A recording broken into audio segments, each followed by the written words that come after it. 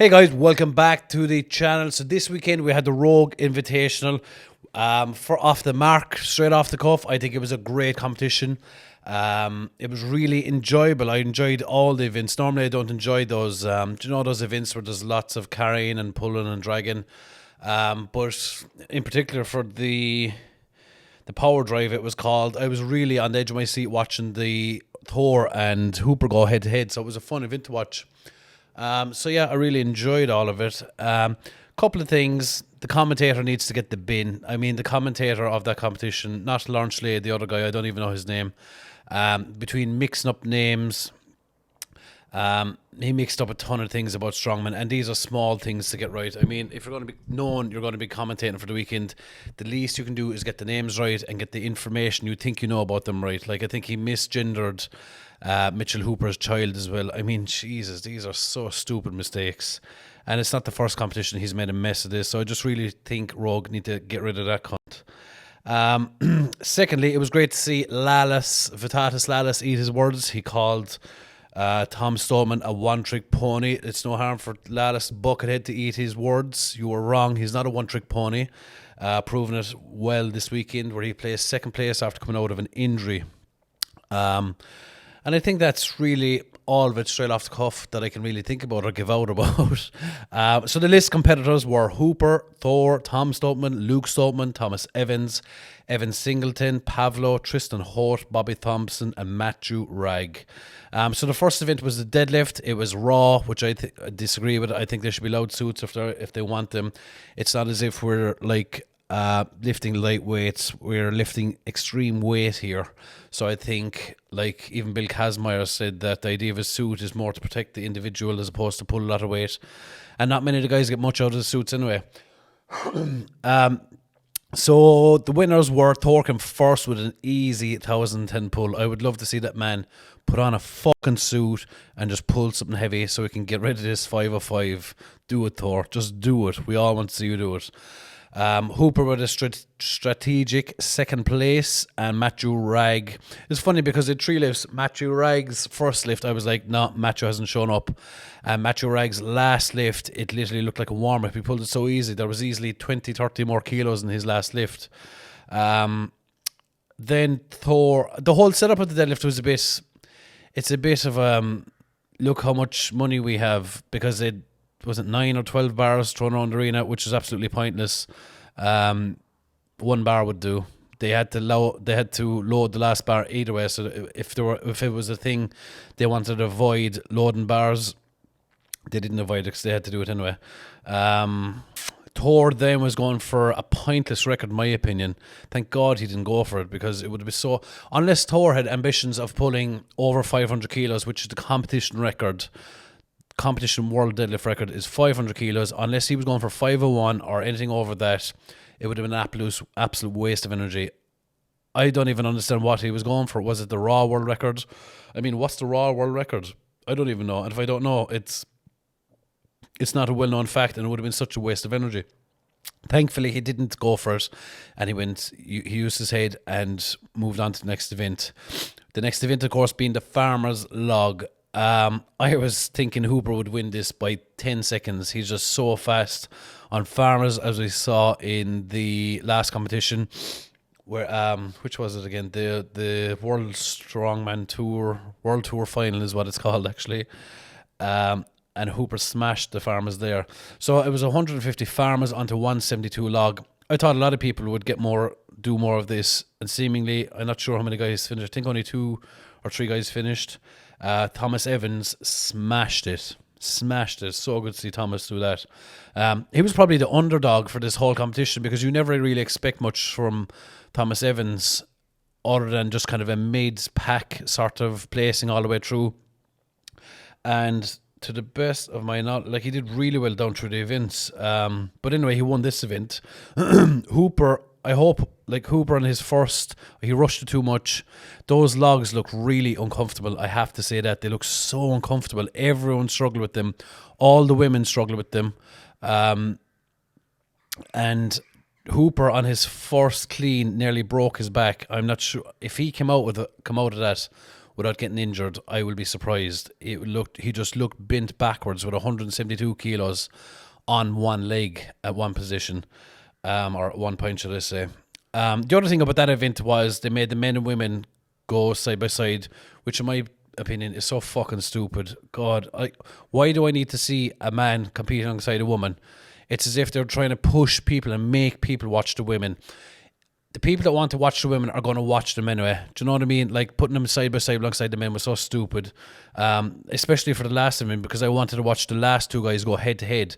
I didn't need to see, I think it was Mitchell Hooper going up against, I can't remember who he was up against, but I didn't need to see that. Do you know what I mean? I wanted to watch the guys go head to head, not watching the guys go ahead women where there was no interaction of points or whatever.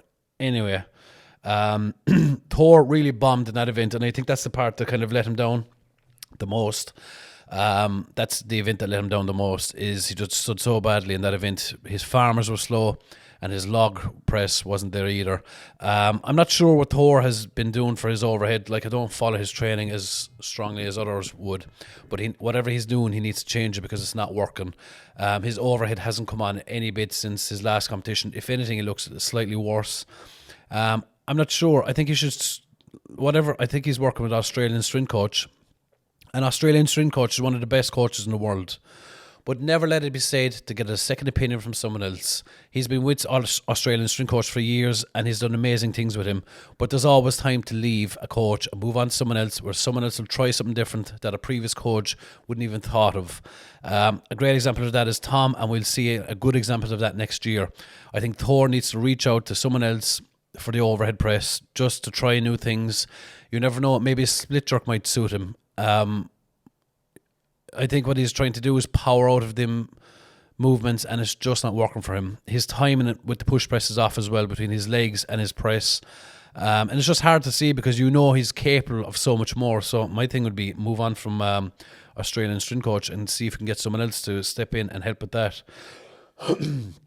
The next event was the stone onto barrels, the Inver challenge they called it. Thor won it, which is no surprise. Although kind of it is a surprise, because this is the type of event, right, where Tom Stoltman should be smashing it. He came into this slow, and then he missed the timer at the end. I mean, one of the jobs Tom Stoltman's new coach should be is knowing that Tom is a bit of a forgetful cunt, and just remind Tom, when you finish stones, hit the timer. Just remind Tom to hit the timer, because Tom literally is moving weights to A to B. Adding the timer at the end was a bit of a fucking confusion for a strong man, especially like Tom.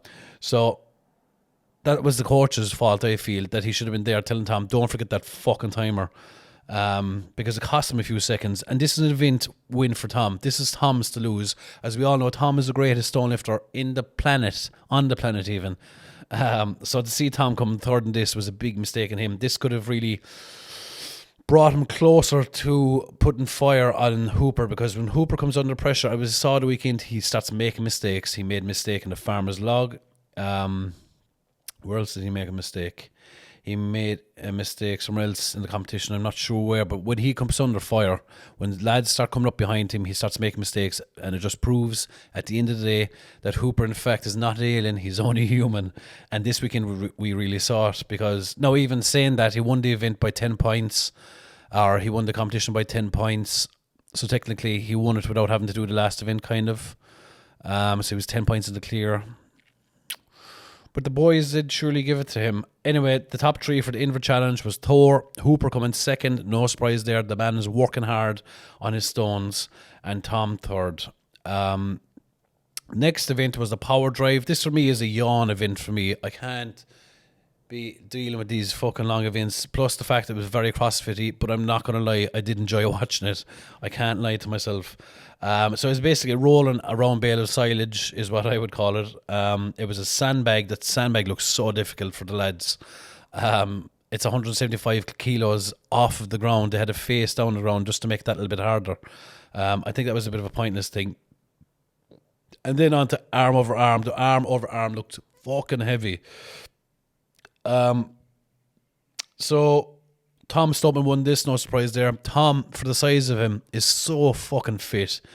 He's so fit. If you watch him, right, if you can, watch Tom after any loading event or any hard event like this where there's like a minute and a half of work to do, and watch him afterwards. He's never too much out of breath. He's out of breath a little bit, but he's never out of breath. He's able to run around the stadium afterwards, cheering the fans and all that. That's a sure sign of a fit man. And that's exactly what he did here. He wasn't even out of breath when he finished. A lot of the guys fucking caked when they did this, particularly when they hit the sandbag gas. So many of them, I feel they held it too low. You need to get that sandbag kind of high enough if you can, and just makes it easier to carry it. Especially if you carry it low, like it's all arms you're holding that sandbag with, and literally the next thing you have to do is an arm over arm, where it is literally is all arms.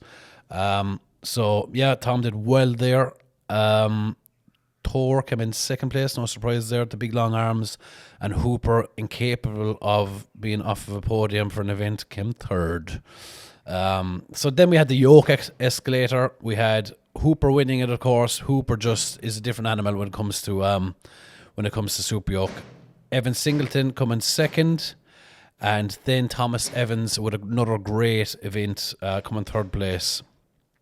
So that was a great event as well. I really liked that event. It was fun to watch. It was paced. This is really this whole competition had the boys doing a lot of cardio, which is great to see. And the sixth event then was a Circus medley. I'm going to wrap this up, and it was great. I love this event. It was amazing. I was shocked to see Luke Stoltman win it, to be honest. I'm not going to lie. I thought Hooper would smash this. I thought Tom Stoltman would have won it. Tom's overhead is just undeniable. He's one of the best overhead pressers in the world. Luke carrying that bicep injury previous to this, and it was a difficult one because it was the 96 kilo kettlebell. It was a 115 dumbbell and a 170 axle onto 180 axle. I think it was a 185. With Luke smashing it, and Hooper, two of the only guys finishing it. Thomas Evans kind of failed this one a little bit. His bicep let him down. I feel if Thomas didn't have that bicep injury, he'd be on that podium and he would be a lot higher in that point section. So Thomas really having a great showing here. So the top three of that were Luke Stoltman, Hooper, and Tom Stoltman in third place. So that is a review of it for me. It was a great competition. I really enjoyed watching it. I'm kind of half sorry I didn't go up to watch it. And just to meet the lads there and get to see it live in action. The whole arena, by the way, looked amazing. It was so good. It was shown on YouTube, free to air on YouTube, which is another great thing. Of course, Rogue can afford to do them sort of things. They're a multi-million-dollar company. But we are thankful to Rogue for having such a great event like that. It was amazing to watch. It was great. The grounds look so professional on camera. So just to wrap it up, I really enjoyed it. Thank you very much. Let me know what you think of it. Let me know in the comments what you thought of it. And we will diverge down through the comments and we'll see who is acting the absolute cunt. Thank you all.